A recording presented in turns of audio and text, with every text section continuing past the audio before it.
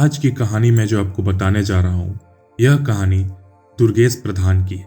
तो चलिए हम सुनते हैं दुर्गेश की कहानी, उन्हीं की जुबानी। 1 दशक पहले की बात है। हम गर्मियों की छुट्टियों में देर रात तक बाहर छुपा छुपी का खेल खेलते थे।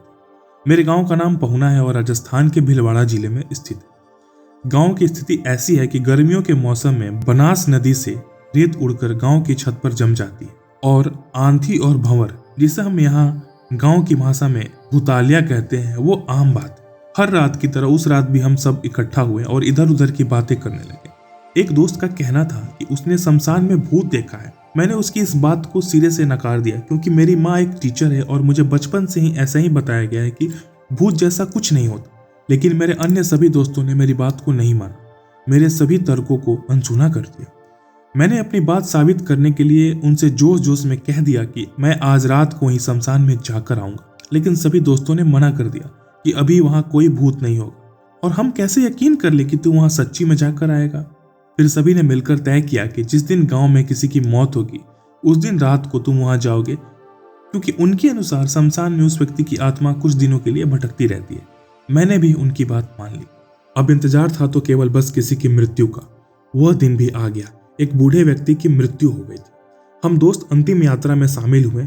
उन्होंने एक पत्थर पर क्रॉस का निशान बना दिया था और उसे शमशान में छुपा दिया और मुझे बोला कि तुझे बस वो पत्थर लेकर आना है।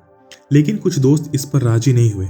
उन्होंने कहीं से एक पुराना शर्ट, फटा हुआ शर्ट लाकर दिया और एक शर्त और जोड़ दी, यह कमीज तुझे रात को चिता पर रख कर आनी होगी, जिसे हम सुबह देखेंगे। अब रात का इंतजार था। सभी दोस्त इकट्ठा हुए। शमशान गांव से दूर था। वह मुझे कुछ दूर छोड़ने भी आए, लेकिन फिर डर के कारण कुछ 100 मीटर पहले रुक गए और वापस रवाना हो गए।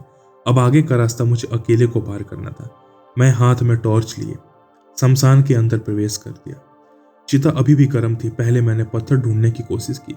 सच बताऊं तो मेरा दिल बहुत जोर से धड़क रहा और मुझे डर भी बहुत जोर का लगा। मैंने आसपास देखा।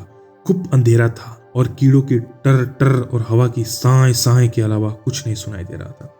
मैंने वो पत्थर खोज निकाला। मैं एक पल के लिए खुश हुआ। अब मुझे वो शर्ट चिता पर रखनी थी। मैं चिता के पास जाने लगा। इस बार मेरा दिल पहले से भी अधिक जोर से धड़क रहा था। ऐसा लग रहा था कि किसी भी समय मेरे शरीर से बाहर आ जाएगा। मैंने गहरी सांस ली और आगे बढ़ा। शमशान खुले में था और गर्मी की ठंडी हवा चल रही थी। अंधड़ सा माहौल था। पास ही नदी से रेत भी उड़ रही थी। मेरे डर की चरम सीमा थी जब मैंने पाया कि वहां सिर्फ राख है, लेकिन ऊपर के हिस्से पर एक अधजला मुंड जिसकी एक आंख बिल्कुल मेरी तरफ देख रही है। बहुत डरावना था। मैंने शर्ट फेंका। शर्ट जमीन पर भी नहीं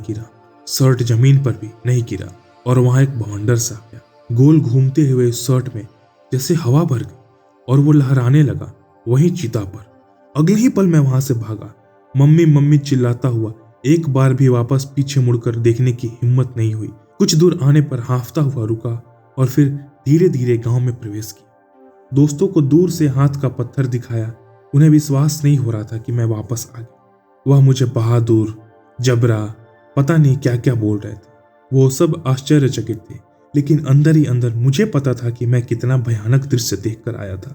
उसके बाद मैं उनका हीरो बन गया था। लेकिन यह तो भगवान ही जाने कि उस शर्ट के अंदर वाई कोई आत्मा थी या वो सिर्फ एक भूतालिया था। यह थी मेरे जीवन की एक सच्ची घटना, जिसको मैं आज भी याद करता हूँ तो मेरी रूह कांप जाती है।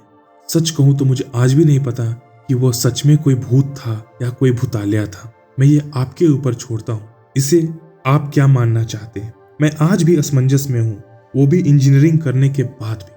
तो यह थी मेरी कहानी। उम्मीद करता हूँ कि आपको यह कहानी अच्छी लगी होगी।